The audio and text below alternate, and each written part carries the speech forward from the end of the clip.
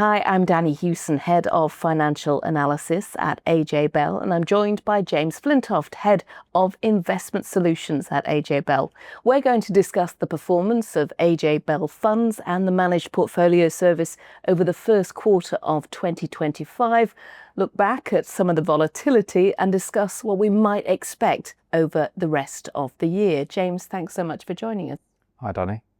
It's been quite a quarter. What have been the main talking points? Yeah, you're right. A lot going on, particularly in the US, of course, with the new Trump administration coming in. Lots of policy making happening day to day. Lots of new announcements, particularly regarding trade deals and tariffs, etc.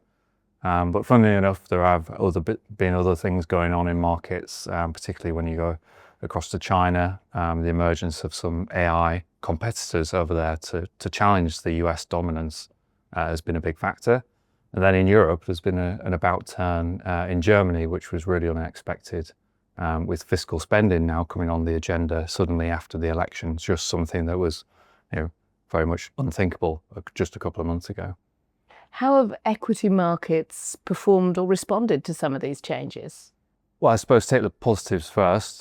China has been very strong with that emergence of AI technology lifting a couple of stocks in Hong Kong particularly well. On the negative side of that, is challenge in the US has been that some of those Magnificent Seven names have fallen by the wayside. And then in other regions, as I said, that fiscal spending in Germany is really centered around infrastructure and defense spending. So that's been positive for certain sectors in Europe and lifted European equities more broadly as well, because it's expected that a lot of that spending will take place within the EU. And then in the UK, that's had another good quarter as well, lifted by banks in particular. Some of the, I suppose, unfashionable sectors, when you think about it, have come to the fore in a quarter when the US and the tech names have fallen by the wayside. What about bond markets? Because they've been interesting.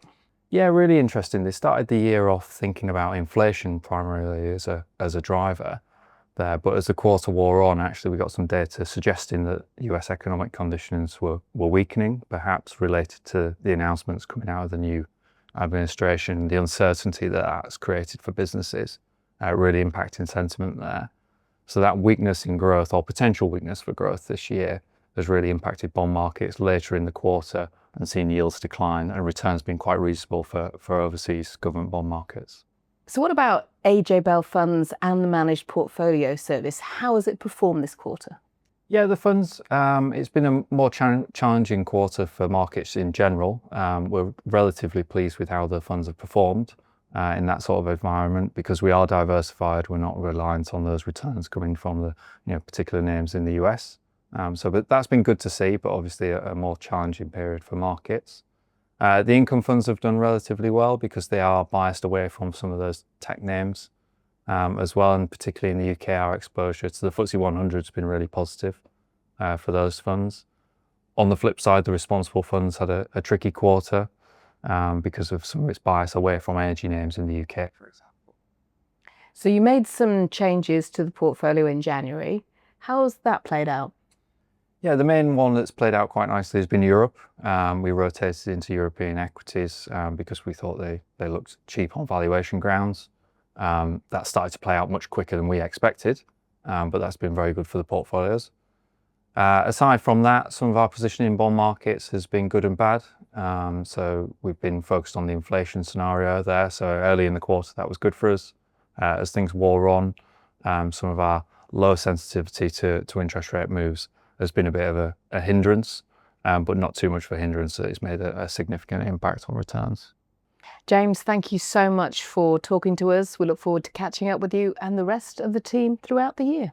Thanks, Danny.